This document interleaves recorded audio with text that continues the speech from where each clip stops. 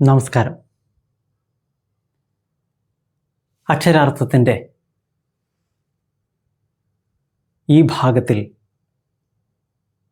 നമ്മൾ സംസാരിക്കുന്നത് ഭാഷയെക്കുറിച്ചാണ്. ഭാരതത്തിൽ ഉള്ളത് മാത്രമാണ് ഭാഷ എന്ന് നമ്മൾ മുമ്പ് അക്ഷരാർത്ഥത്തിൽ വിശദീകരിച്ചിട്ടുണ്ട്. ഭാരതത്തിൽ ഉള്ളത് മാത്രമാണ് ഭാഷ. ഓർത്തു വയ്ക്കുക, ഭാഷ എന്ന് പറയുന്നത് അക്ഷര അടിസ്ഥാനത്തിൽ ഉണ്ടാകുന്നതാണ്. അക്ഷരമെന്ന് പറയുന്നത് ഓംകാരമാണ്. ഓമിതി അക്ഷര എന്നാണ്. ഏകമായ അക്ഷരമാകുന്ന ഓമിനെ അടിസ്ഥാനപ്പെടുത്തി ഉണ്ടാകുന്ന അതിൻ്റെ അർത്ഥതലങ്ങളെ ഉൽപ്പന്നമാക്കുന്നതിനെ പറയുന്ന പേരാണ് ഭാഷ. ഓംകാരം എന്ന് പറയുന്നത് വെളിപ്പെട്ടത് ഭാരതത്തിൽ മാത്രമാണ്. അതുകൊണ്ട് ഭാഷ എന്ന് പറയുന്നത് ഭാരതത്തിൽ മാത്രമേ ഉള്ളൂ. അത് അടിസ്ഥാനപരമായി നമ്മുടെ മനസ്സിലുണ്ടാവണം. ബാക്കിയുള്ളതൊന്നും തന്നെ ഭാഷയല്ല. ഭാഷ എന്ന് പറഞ്ഞാൽ അത് അദ്വൈതാക്ഷരമായിട്ടുള്ള ഓംകാരത്തെ അടിസ്ഥാനപ്പെടുത്തി ഉണ്ടായിട്ടുള്ളതാണ്. ഓംകാരം എന്ന് പറയുന്ന ഏകാക്ഷരത്തിൻ്റെ അർത്ഥതലങ്ങളാണ് ഭാഷയിലൂടെ വെളിവാകുന്നത്. അപ്പോൾ അർത്ഥതലങ്ങളാണ് ഏതു ഭാഷയുടെയും, ഭാരതീയമാകുന്ന ഏതു ഭാഷയുടെയും അടിസ്ഥാനം. അക്ഷരം, അർത്ഥം, അതാണ് നമ്മളുടെ ഈ പ്രക്ഷേപണത്തിൻ്റെ അടിസ്ഥാനം തന്നെ. അക്ഷരാർത്ഥം, അക്ഷരത്തിൽ നിന്ന് ഉൽപ്പന്നമാകുന്ന അർത്ഥം. അപ്പോൾ നമ്മൾ മനസ്സിലാക്കേണ്ടത് എന്താണെന്ന് വെച്ചാൽ ഭാഷയിലൂടെ മാത്രമേ അർത്ഥം വരൂ. ഭാഷയാണ് അർത്ഥത്തിൻ്റെ അടിസ്ഥാനം. ഭാഷയില്ലെങ്കിൽ അർത്ഥമില്ല. അതുകൊണ്ടാണ് ഭാരതത്തിൽ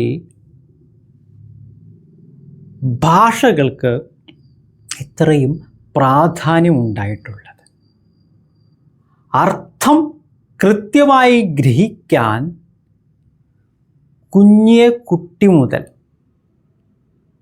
വലിയ പണ്ഡിതൻ വരെ ആശ്രയിക്കുന്ന ഒരേ ഒരു കാര്യമാണ് ഭാഷ. ഈ ഭാഷയെയാണ് ഭാരതീയർ മാതാവായി കരുതുന്നത്. അതുകൊണ്ടാണ് മാതൃഭാഷ എന്ന് നമ്മൾ പറയുന്നത്. മലയാളികളുടെ മാതൃഭാഷ എന്ന് പറയുന്നത് മലയാളമാണ്. തമിഴരുടെ തമിഴാണ്. തെലുങ്കരുടെ തെലുങ്കാണ്. ഉത്തര ഭാരതീയരിൽ ഒരു വലിയ വിഭാഗത്തിൻ്റെ ഹിന്ദിയാണ്.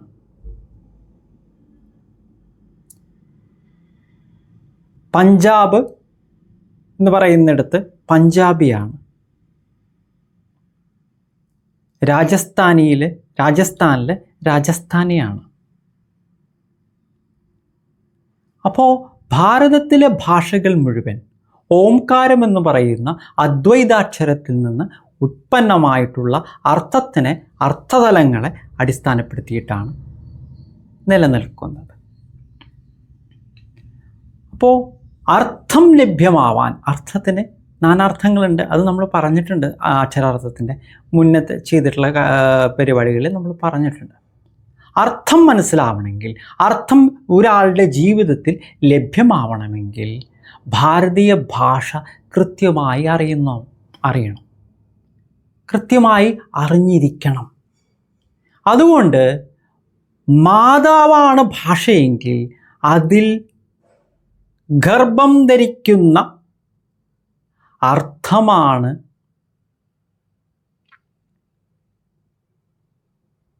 പിതാവ് എന്ന് നമ്മൾ മനസ്സിലാക്കണം. അർത്ഥഗർഭ, അർത്ഥമാണ് ഗർഭമായി വരുന്നത്. മാതാവ് ഭാഷയാകുന്നു. ഈ തത്വം നമ്മൾ മനസ്സിലാക്കണം. അക്ഷരമാകുന്ന ശിവനിൽ നിന്നും, ഓംകാരത്തിൽ നിന്നും അഭേദ്യമായിട്ടുള്ള ശക്തിയാണ് അർത്ഥമായി വരുന്നത്. ശക്തിയുടെ തലങ്ങളാണ് അർത്ഥമായി വരുന്നത്. ശക്തി നമുക്കറിയാം, ഭാഷാശക്തി നമുക്കറിയാം. അപ്പോൾ അക്ഷരവും അർത്ഥവും ഒന്ന് തന്നെയാണ്. അത് അദ്വൈതമാണ്. അത് പക്ഷേ രണ്ടായി കാണപ്പെടുന്നു. ഒന്ന് മാതൃഭാഷയായും ഒന്ന് അതിനുള്ളിൽ അതിൻ്റെ പദങ്ങളിൽ ഒളിഞ്ഞിരിക്കുന്ന പിതൃ അർത്ഥമായും അത് ഭാരതീയർക്ക് മുന്നിൽ വിളങ്ങുകയാണ്. അർത്ഥമുള്ളത് മാത്രം സ്വീകരിക്കുക എന്നുള്ള തത്വത്തിലാണ് ഭാരതീയർ സഹസ്രാബ്ദങ്ങളായി ജീവിച്ചു പോകുന്നത്. അർത്ഥമില്ലാത്തത് അനർത്ഥം എന്ന് ഭാരതത്തിൽ പറയപ്പെട്ടിരിക്കുന്നു. അപ്പോൾ അർത്ഥമില്ലാത്തത് ആരെങ്കിലും അവരുടെ ശബ്ദം കൊണ്ട് ഉച്ചരിക്കുന്നുണ്ടെങ്കിൽ അത് അനർത്ഥത്തിന് ഇടയാക്കുമെന്നും നമ്മൾ മനസ്സിലാക്കണം. അതുകൊണ്ടാണ് ഭാഷാ പഠനം, മാതൃഭാഷാ പഠനം മലയാളിയടക്കമുള്ള ഭാരതീയർക്ക് ഇത്രയും പ്രാധാന്യമുള്ളതായി തീർന്നത്. ജീവിതത്തിന് തുല്യമാണ് മാതൃഭാഷാ പഠനം എന്ന് നമ്മൾ മനസ്സിലാക്കണം. നമ്മുടെ ജീവിതത്തിന് അർത്ഥം ലഭിക്കുന്നത്, അർത്ഥമാണ് നമ്മുടെ ജീവിതത്തെ നിലനിർത്തി മുന്നോട്ട് കൊണ്ടുപോകുന്നത്. അർത്ഥമില്ലെങ്കിൽ അർത്ഥം ഇല്ലാത്തത് നിരർത്ഥകമാവുകയും ജീവിതം നിരർത്ഥകമാവുകയും ചെയ്യുമ്പോൾ ജീവിതം നിരർത്ഥകതയിലേക്ക് വീഴുകയും കൂപ്പുകുത്തുകയും അർത്ഥലഭ്യതയില്ലാത്തതിനാൽ അതീവ ഭീകരമായി മാറുകയും ചെയ്യും, അതീവ ദുഷ്കരമായി മാറുകയും ചെയ്യും. ഇത് നമ്മൾ മനസ്സിലാക്കണം. അതുകൊണ്ടാണ് മാതൃഭാഷയെ തള്ളി പറഞ്ഞ ഇംഗ്ലീഷ് ക്രിസ്ത്യൻ ഇയർ 1956 മുതൽ മലയാളദേശം മാഞ്ഞു. അതിന് പകരം കെ എർള എന്ന് പറഞ്ഞ തട്ടിപ്പ് കൊണ്ടുവച്ചു. കെ എർള എന്ന് പറയുന്നത് അർത്ഥമില്ലാത്ത ഒരു പുലയാട്ടാണ്. അർത്ഥമില്ലാത്തതിനെ പുലയാട്ടെന്നാണ് ഭാഷയിൽ പറയുക, തെറിയൊന്നും അല്ലാതെ. കന്യാകുമാരി ക്ഷിതിയാദിയായി ഗോകർണാന്തമായി തെക്കു വടക്കുനീളേ അന്യോന്യം അംബാശിവർ നീട്ടിവിട്ട കണ്ണോട്ടമേറ്റുണ്ടൊരു നല്ല രാജ്യം. ഗോകർണം മുതൽ കന്യാകുമാരി അടക്കമുള്ള മലയാള ദേശത്തിൻ്റെ ഭാഷയാണ് മാതൃഭാഷ മലയാളം. അത് ദേവിയാണ്, ആദിപരാശക്തിയാണ്. അതിൽ ഒളിഞ്ഞിരിക്കുന്നത് ശിവനാകുന്ന ജ്ഞാനമാണ്, അറിവാണ്, അർത്ഥമാണ്. അർത്ഥത്തിൻ്റെ ഏറ്റവും രൂഢമൂലമായിട്ടുള്ള അടിസ്ഥാനമായിട്ടുള്ള പരമാർത്ഥമാണ് ഭാഷയിലൂടെ നമുക്ക് പ്രാപ്തമാക്കാൻ നമ്മൾ ശ്രമിക്കുന്നത്. അർത്ഥത്തിൽ നിന്ന് പരമാർത്ഥത്തിലേക്ക് പോകണമെങ്കിൽ ആദ്യം ഭാഷ വേണം. ഭാഷയ്ക്ക് അർത്ഥതലങ്ങൾ മനസ്സിലാക്കാനുള്ള, ഭാഷയുടെ അർത്ഥതലങ്ങൾ മനസ്സിലാക്കാനുള്ള കഴിവ് വേണം. അപ്പോഴാണ് ആ അർത്ഥതലങ്ങളും കവിഞ്ഞ് നമ്മൾ സഞ്ചരിക്കുമ്പോൾ, കടന്ന് നമ്മൾ സഞ്ചരിക്കുമ്പോൾ പരമാർത്ഥത്തിലേക്ക് നമ്മൾ എത്തുന്നത്, മുക്തിയിലേക്ക്, മോക്ഷത്തിലേക്ക്, കൈവല്യത്തിലേക്ക് നമ്മൾ എത്തുന്നത്. അങ്ങനെ മാത്രമാണ്. അതിന് ഒരേ ഒരു മാർഗം, തുടക്കം മാതൃഭാഷയിലിടുക എന്നുള്ളതാണ്. മാതൃഭാഷ മുതൽ പടികൾ ആരംഭിക്കുന്നു. മാതൃഭാഷയെ കൃത്യമാക്കി പഠിച്ച് അർത്ഥപ്രാപ്തി ജീവിതത്തിൽ കൊണ്ടുവന്ന് അർത്ഥം നേടി ജീവിതം അർത്ഥവത്തായി മുന്നോട്ട് കൊണ്ടുപോവുക എന്നുള്ളതാണ്. അർത്ഥത്തിൻ്റെ അർത്ഥം, നാനാർത്ഥങ്ങൾ യഥേഷ്ടമാണ്. മുന്നോട്ട് കൊണ്ടുപോവുക എന്നുള്ളതാണ് ജന്മമെടുക്കുന്ന ഓരോ വ്യക്തിയുടെയും മനുഷ്യൻ്റെയും കടമ. ഈ മാതൃഭാഷയെ ഇംഗ്ലീഷ് ക്രിസ്ത്യൻ ഇയർ 1956 മുതൽ മലയാളി തള്ളിയിട്ട് കേരളാളിയായി മാറി. അന്നു മുതൽ കേരളം എങ്ങനെയൊക്കെയാണ് നശിച്ചിട്ടുള്ളത് എന്നുള്ളത് നിങ്ങൾക്കിപ്പോൾ നോക്കിയാൽ അറിയാം. ചുറ്റും നോക്കിയാൽ മതി. അന്ന് സ്വതന്ത്രരായ മനുഷ്യരായിരുന്നു. മനസ്സ് ശുദ്ധമായിട്ടുള്ള, പറയുന്നതിൻ്റെ അർത്ഥം കൃത്യമായി ഉപയോഗിച്ചിരുന്ന, അറിയാമായിരുന്ന മനുഷ്യരായിരുന്നു നമുക്കുണ്ടായിരുന്നത്. അവരപ്രത്യക്ഷരായി. ഇപ്പോൾ തൊള്ളേ തോന്നിയത് പുലമ്പുന്ന ആളുകളാണ് നമുക്ക് കാണുന്നത് ചുറ്റും.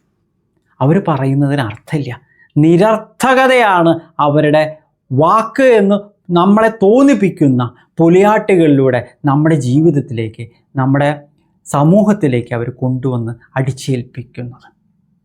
നമ്മൾ പല പ്രാവശ്യം പറഞ്ഞിട്ടുള്ളതാണ്. സാഹിത്യ അക്കാഡമി പുലിയാട്ടാണ്, അക്ഷര ഉത്പന്നമല്ല. സാഹിത്യം കഴിഞ്ഞിട്ട് അക്കാഡമി കൊടുന്നു വെച്ചു.